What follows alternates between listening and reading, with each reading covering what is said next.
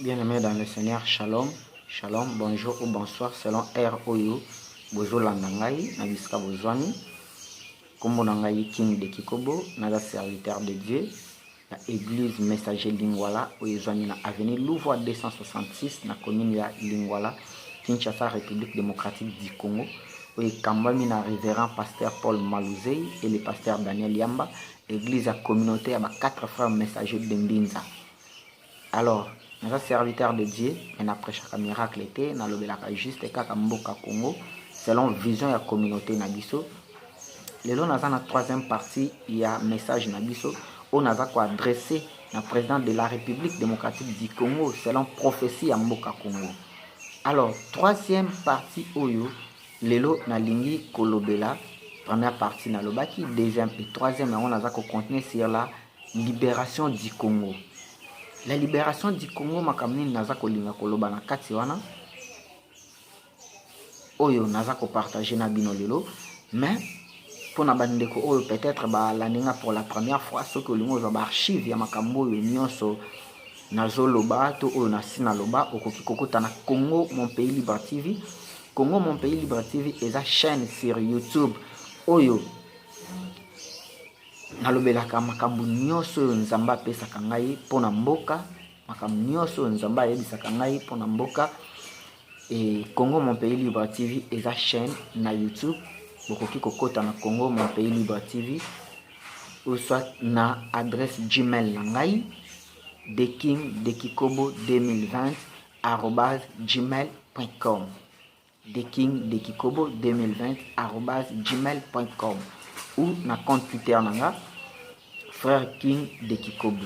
Compte Twitter nangai Frère King de Kikobo.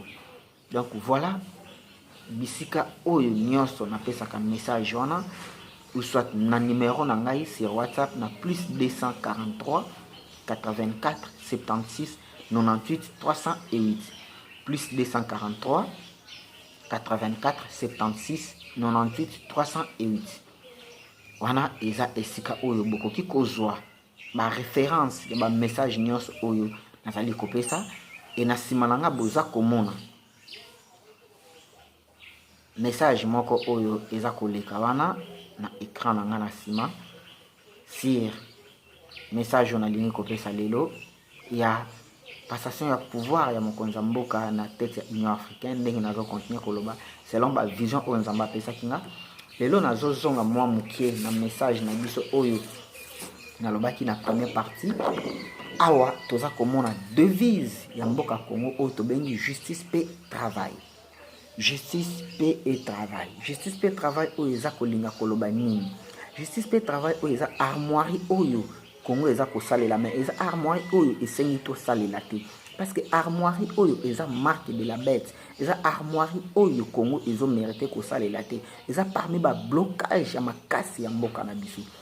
Papa na biso fait désirer Mobutu tango aye kosala accord dans le monde des ténèbres s'il faut coopérer avec le diable pour que le Congo reste uni, je le ferai. À s'engager dans l'armoirie pour oyeba yango toko zwa Bible na mukanda ya Apocalypse 13 na deuxième verset eza koloba na biso boy. La bête que je vis était semblable à un léopard. Donc léopard oyaza marque de la bête et ceux qui osent na Apocalypse 13 na 18e verset azoloba boy. C'est ici la sagesse que celui qui a de l'intelligence calcule le nombre de la bête, car c'est un nombre d'hommes et son nombre est de 666. Ce qui au taliba biso oyazali na mayele a calculé nombre ya bête wana. Car nombre na eza 666. Maintenant naza kolinga kolakisa bino quelques signes na tête ya léopard automoni autotani kuna que la bête que je vis était semblable à un léopard. Ce qui botali na monoko ya léopard oyo boza komona azana 6 dents na se azana mibale na likolo azana mibale ya minene et puis mibale ya mike na kati ozo pesa biso 6 et ce qui botali likolo ya mbunzu na ye bokomona azana 4 traces et puis na katikati ya miso azana mibale pesi biso 6 ce qui botali na likolo ya zolo awa na pusango plus proche ya caméra bokomona azana 6 taches na likolo ya zolo na ye et ce qui botali na mutu na mpanzo bokomona azana 6 et de l'autre côté azana 6 donc bokomona ke entourage ya Léopard oyo aza entouré na marque de la bête donc 666 na entourage nango mobimba. Mais tandis que moto oyo azala prophétiser le vrai armoirie to le vrai devise ya mboka Congo yango oyo eza kolandisama na vision ya mboka Congo, et puis na vision oyo ye aza koinstaurer na Congo to azoluka koincarner na mboka Congo. Vision yango eza nini? Démocratie, justice et l'unité. Donc démocratie, justice et l'unité eza kolinga koloba nini? Soki alingi a instaurer le véritable état de droit na Congo azonga na démocratie oyaza koloba, et soki alingi a instaurer justice ya solo azonga na le véritable justice oyaza koluka, et soki alingi a instaurer boyokani fu azonga na boyokani wana ya solo oyo tobengi union sacrée. Awa boza komona batie tête ya lion. Lion oyo azali parmi les 4 faces de Dieu, donc les lions de la tribu de Juda. Les lions de la tribu de Juda nde ye wana esengeli tosalela. Et na kati boza komona maboko oyo esimbani. Tango tokosimba na mukongo, mungala, muluba, muswahili nde tokotonga Congo ya makasi. Et na mpanzi boza komona batie mandalala. Mandalala oyo papa na biso moko ayemba nzembo ke Congo ya makasi mutu ya nkoi. Congo ya bwania oyo tobengi sagesse kasa ya mbila. Kasa ya mbila Congo ya bwania. Maintenant lelo na devise oyo toza komona oyo ya justice pe travail, démocratie ezali wapi, unité ya peuple congolais ezali wapi. Donc eza ko représenter vision te ya mokonzi mboka, le véritable vision to le véritable devise o esengeli asalela yango o eza ko représenter démocratie, justice et l'unité. Unité ya peuple congolais tant to simbana et justice nde tombolaka mboka o eza nzambe qui est le juge suprême, et puis la démocratie o yaza ko luka ko instaurer comme état de droit na mboka Congo. Alors na longwe wana na ye ko zonga maintenant na message oyo nazali kopesa bino pona lokumu ya nzambe, et puis pona lokumu ya mboka na biso. Na ligne nazwa maintenant question to biloko ezali ko continuer toujours ko bloquer Congo. Pourquoi Congo eza ko avancer ti? Soki lelo Congo ezo kende liboso te na place ya ba sage toza na ba intellectuel mingi na Congo. Congo eza ko kufa à cause ba intellectuel ba leki ebele na mboka Congo. Alors intelligence ezo sunga Congo ekende liboso te. Bokoki koyebisa nga Lumumba azaki na titre nini ya université, Kasavu azaki na titre nini ya université, Mpolo Okito, batu nyonso yo bazwa indépendance na mboka Congo bazaki na ba titre nini ya université. Bokoki koyebisa nga Bakadogo oyo bazwaki libération na Congo bazalaki na ba titre nini ya université. Je ne pense pas. Congo ezana a besoin ya ba titre universitaire ti. À cause de ba titre universitaire oya lobi ngana tanga na université ya boye, ngana tangi na université ya boye, ngana za licencié na boye, naza docteur na boye, naza gradué na boye, ndeza koboma Congo parce que lokola batangi na ba université différent, ba mayele eza différent, ba eza différent ngango monike moye Congo ekende liboso ezate parce que oyo bazo conjuguer verbe na ndenge na bango, ba okoto na ndenge na bango, ba o bazo employer tellement na place ya moboye ezopesa désordre. À cause de intellectuel, à cause de juriste baleki, o baza ko interpréter loi na ndenge na bango, ba o baza interpréter na ndenge na bango, nde Congo eza kokufa.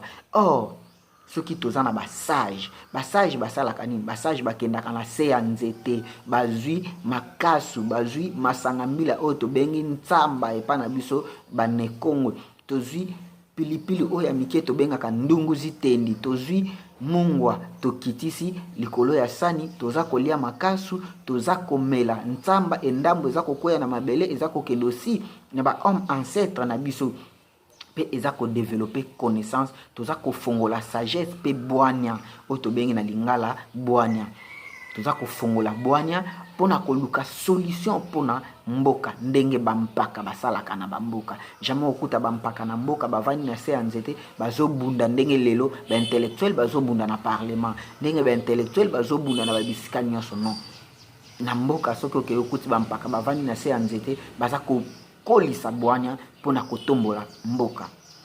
Alors intelligence ezoboma mboka, donc Tous on a besoin de développer Congo na intellectualité, mais tous on a besoin de développer Congo na sage. Pourquoi ba sage? Parce que la sagesse c'est Dieu. Salomon tant que ko senga et pas nzamba senga ki intelligence, mais senga ki sagesse.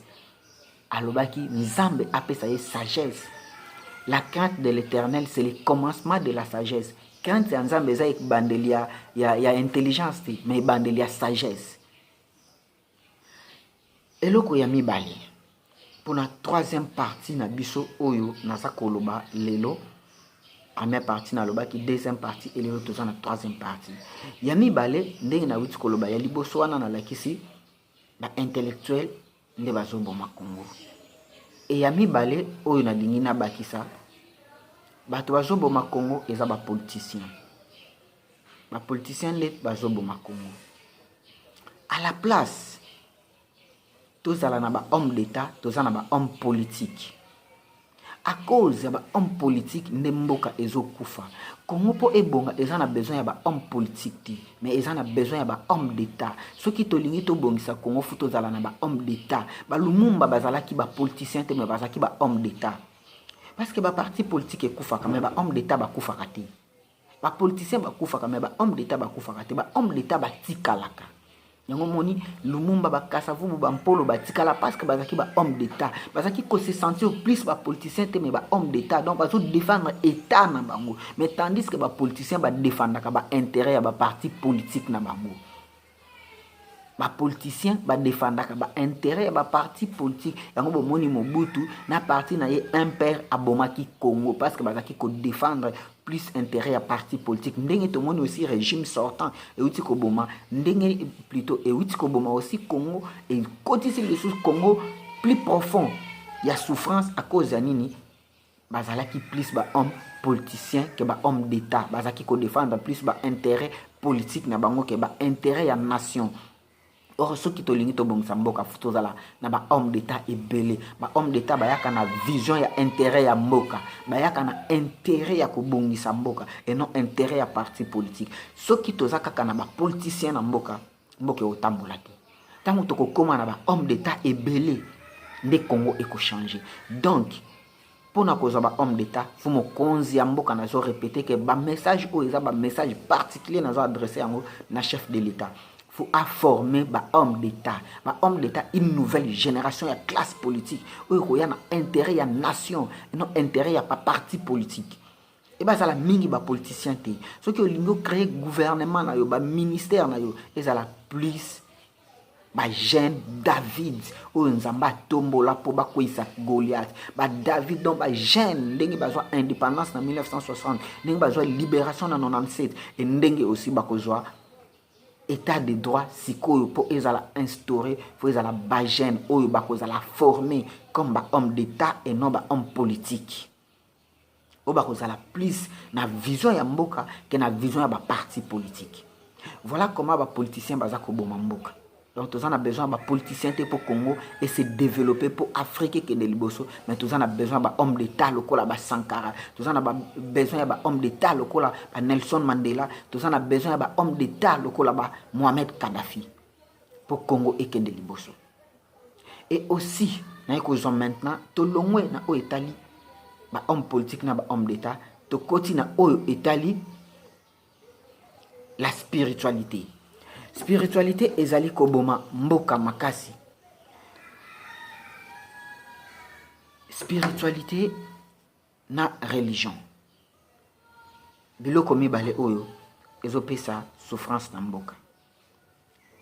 Souffrance ya mboka Congo eza cause ya ba religion oyo tondisami na mboka. Ba religion etondisami na mboka yango bomoni mboka eza ko avancer te mboka eza ya kokufa à cause ya ba religion. Pour tout développer Congo ezo senga biso ba religion te mais ezo senga biso spiritualité ya l'homme congolais. Pour tout développer Afrique ezo senga biso ba religion te mais ezo senga biso spiritualité ya peuple africain. Ba chinois ba développer Chine na religion te mais na spiritualité. Ba asiatique to ba européen ba développer Europe na religion te mena spiritualité na bango soki Afrique elingi ezala développer futozonga na spiritualité na biso toyeba spiritualité na biso ezalaki nini spiritualité na biso eza nini spiritualité eza lié na culture na bino spiritualité eza lié na ancêtre na bino na esprit ancestral na bino nde yango spiritualité or religion lelo pour comprendre signification ya religion okomona religion ezoyela biso mission. La plupart ya ba religion euti na ba missionnaire nde ba bomi mboka à cause ya ba missionnaire nde omoni ba religion eyaki bango ba memela biso colonisation okomona nyonso zouta na eloko moko so tolingi to développer Afrique futo zonga na spiritualité to développer spiritualité na biso to tombola spiritualité na biso po ba koko na biso ba pesa biso sagesse et ba koko oyo ba uti na bonzambe donc c'est-à-dire spiritualité eza nzambe ye moko oyo uti na sagesse et développer spiritualité et pour na kosukisa na kozonga na message oyo alobaki ya déboulonnement na ko déboulonner système dictatorial alobaki yango na États-Unis ko déboulonner wana yango bomoni d'abord sur le plan spirituel ayaki ko déboulonner entre Israël oyo eza peuple ya Nzambe oyo azala prophétiser tout peuple oyo Nzamba pona na Afrique oyo eza aussi la seconde Israël oyo ayaki kozongisa relation bilatérale entre Israël na Congo oyo Mobutu akataki oyo yaye kozongisa oyo Mobutu akotisaki Congo na monde des ténèbres yaye kozongisa Congo na maboko ya Nzambe donc premier déboulonnement yango wana ko déboulonner relation bilatérale entre Israël na Congo parce que Congo est dans la même mission que Israël et deuxième déboulonnement ko déboulonner système dictatorial ya Congo batute mais système yango azako kende na yango mais troisième déboulonnement pourquoi Nzamba placé na tête ya Afrique yango akendaki koloba système ya déboulonnement wana na États-Unis donc faut ko déboulonner système dictatorial oyo ba tchana ba africain oyo lelo Afrique moyen se développer librement ezate moyen Afrique à comprendre propre religion na ezate moyen Afrique à développer propre intelligence to connaissance na ezate donc faut que déboulonner système wana ba africain ba comme libre pour na indépendance wana ezo senga biso nini yango na lobaki awa na affiche à livre na ngai on a kolakisa awa couleur verte où ils ont représenté la grande forêt à Afrique bilanga donc faut toujours indépendance alimentaire tant Afrique a comme indépendance sur le plan aliment bande qu'on a vu c'est belé ba okena ba payati et faut à sensibiliser bande qu'on a nyonso bazonga na Afrique ba o nyonso bazana poto ndenge simo kimbango alobaka ke soki tango ekoki ba africain nyonso baza à l'étranger ba kozonga po ba ya kotombola Afrique. Tant que akomaki président na Congo alobaki tous les Congolais à l'étranger basa nini bazonga pour ba kotombo l'Afrique mais faut qu'on insister sur ça parce que moment ekoki coronavirus oyo eye pona kopesa indépendance na peuple noir et na peuple africain petit à petit na ba épisode mususu toko développer yango malembe na kobanda ko lakisa bino pourquoi naza ko insister sur ça donc faut ko déboulonner système dictatorial oyo ba instaurer en Afrique pour développer ezo senga biso ba européen et puis pour to longa maladie ya coronavirus ezo senga biso kate to landa ba pratique na bango to confiner ndenge bango ba confiner non faut to landa notre propre spiritualité notre propre lignée oyo biso merci beaucoup voilà esika oyo Nasukisi plutôt troisième partie il y a message oyo Nasukisi wana pour la troisième partie Nzambe ya Congo apambola bino Nzambe ya Simon Kimbangu Nzambe ya ba quatre frères messagers de Mbinza Nzambe ya Paul Maluzei Nzambe ya Daniel Yamba Nzambe ya Aidi Nabala pe Nzambe ya frère Nabino King de Kikobo ko ya en face Nabino apambola bino et Nzambe ya tous les martyrs ya mboka Congo ya Afrique nyonso batangisa makila pona peuple africain pona peuple noir azala na bino Nzambe ya ancêtre na biso azala na bino oyo nyonso alingi ko contacter nga na plus 243 84 76 98 308 plus 243 84 76 98 308 ou na adresse Gmail nanga de king de kikobo 2020@gmail.com ou na compte Twitter nangai frère King de Kikobo et surtout Congo mon pays libre TV ou la chaîne YouTube na bino pour kokuta ba archive nyonso ba message on apesaka ona lobaka pona mboka Congo eza na kati wana ndenge na zoloba sur projet ya balkanisation ya Minembwe ndenge na zakolobela aussi ba révélation ya basali ya nzambe ebele topé ya politique ebele na chaîne wana bokokuta vraiment makambo ebele tous les messages bokokuta na chaîne wana eza na vision moko na se o nzambe azopesa ngai mais nazo continuer koloba ke vision o nzambe ayebisaki nga mokonzi ya mboka akosala 12 ans na pouvoir émission na ye kosila na 2030 ntango tokoya kolobela pour na 4e épisode bokomona yango makambo nini ayebisaki nga mpona 12 ans wana et comment tokolobela yango sur bacycle wana la trinité makambo nyonso wana na kati tokomona yango na prochain épisode. Merci beaucoup, au revoir.